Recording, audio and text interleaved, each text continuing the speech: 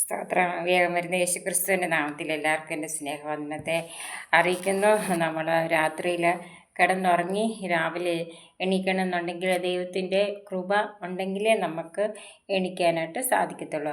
അപ്പം നമ്മൾ ആയിരുന്നിടത്ത് കർത്താപ്പച്ചൻ പരിപാലിച്ചു, ജയത്തോടെ നടത്തി. ഇന്ന് ഞാൻ പറയാൻ പോകുന്നത് അപ്പോസ്തല പ്രവൃത്തി. അതായത് ശൗലിനെ പൗലോസാക്കി മാറ്റിയ ദൈവം. അപ്പം ദൈവത്തെക്കുറിച്ചുള്ള കാര്യങ്ങളാണ് ഈ അപ്പോസ്തല പ്രവൃത്തിയിലുള്ളത്. അപ്പോൾ അപ്പോസ്തല പ്രവൃത്തി 28 അധ്യായമായിട്ടാണ്. അപ്പോൾ അത് 28ാമത്തെ അധ്യായത്തെ ആസ്പദമാക്കി പറയാനായിട്ടാണ് ഞാൻ ആഗ്രഹിക്കുന്നത്. അപ്പം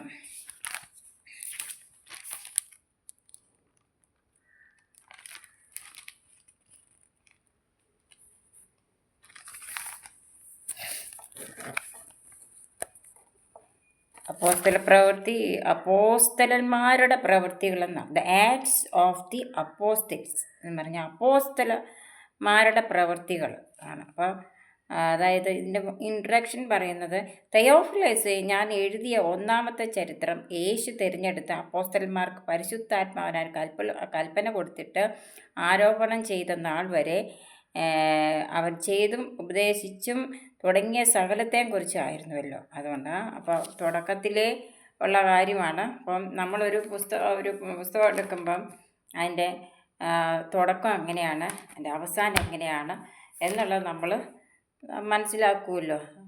അതാണ്. അപ്പോൾ 28ാമത്തെ അധ്യായത്തെ ആസ്പദമാക്കിയാണ് ഞാൻ ഇന്ന് പറയാനായിട്ട് ആഗ്രഹിക്കുന്നത്. രക്ഷപ്പെട്ട ശേഷം ദ്വീപിൻ്റെ പേർ മെലിത്ത എന്ന് ഞങ്ങൾ ആഗ്രഹിച്ചു. പല സ്ഥലങ്ങളിൽ കൂടി പൗലോസ് കടന്നുപോയി, പല സ്ഥലത്തും ചെന്ന് കർത്താവിനെക്കുറിച്ച് സാക്ഷിച്ചു. അപ്പോൾ ഓരോരോ സ്ഥലങ്ങളിൽ എത്തിച്ചേരുവാനായിട്ട് അത് ദൈവത്തിൻ്റെ കൃപയുണ്ടായിരുന്നു. അദ്ദേഹം ഒരുപാട് പേരെ മാനസാന്തരപ്പെടുത്തി, ഒരുപാട് പേരോട് കർത്താവിനെക്കുറിച്ച് പറഞ്ഞു. അവസാനം അപ്പോസ്തല പ്രവൃത്തിയുടെ അവസാനത്തെ മെലിത്ത എന്ന ദ്വീപിനെക്കുറിച്ചാണ്. അപ്പം രക്ഷപ്പെട്ട ശേഷം ഓരോരോ സ്ഥലങ്ങളിൽ നിന്ന് രക്ഷപ്പെടുത്തി എടുത്തു ദൈവം നമ്പുരാൻ.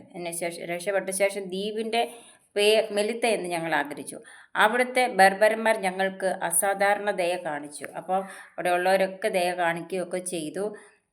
മഴയും ശീതവും നിമിത്തം തീ കൂട്ടി ഞങ്ങളെയൊക്കെ കൈക്കൊണ്ടു. അപ്പോൾ മഴയും ശൈത്യവും ഒക്കെ ഉള്ള പ്രദേശങ്ങളാണെന്ന് കൂട്ടിക്കോ. അപ്പോൾ അസാധാരണ ദയ കാണിച്ചു. മഴയും ശീതവും നിമിത്തം തീ കൂട്ടി ഞങ്ങളെയൊക്കെയും കൈകൊണ്ട് പൗലോസ് കൈകൊണ്ട് പൗലോസ് തന്നെ കുറേ വിറക് പെറുക്കി തീയിലിട്ടപ്പോൾ തീയിലിട്ട്. എന്തിനാ? ചൂട് വേണം, അത് തണുപ്പാണ്, ചൂട് കിട്ടുന്നതിന് വേണ്ടിയിട്ട്. അപ്പോൾ ഒരു അണലി ചൂട് നിമിത്തം പുറപ്പെട്ട് അവൻ്റെ കൈക്ക് ചുറ്റി. അണലിപ്പാമ്പെന്ന് പറഞ്ഞാൽ ഭയങ്കര വിഷമുള്ള പാമ്പാണ്.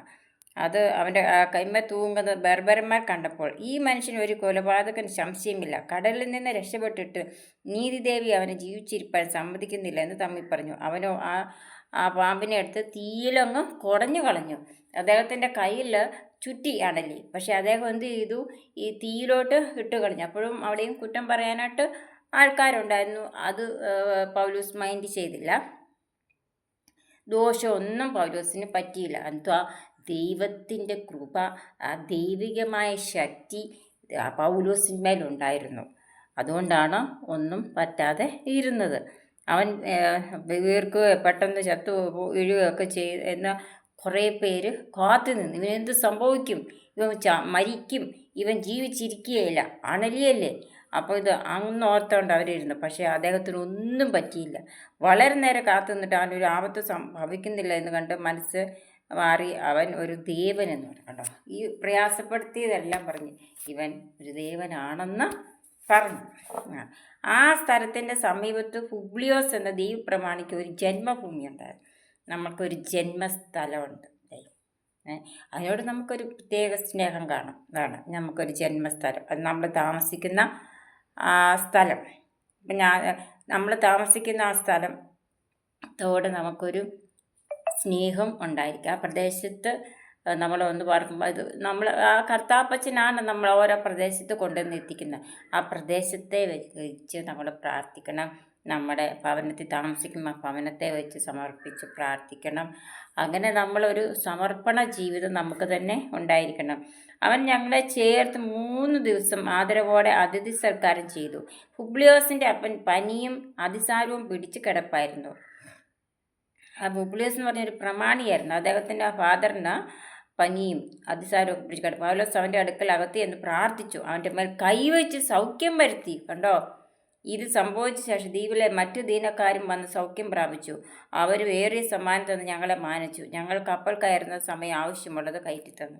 അപ്പോൾ അദ്ദേഹം ആ പുബ്ലിയോസ് എന്ന് പറയുന്ന പ്രമാണിയുടെ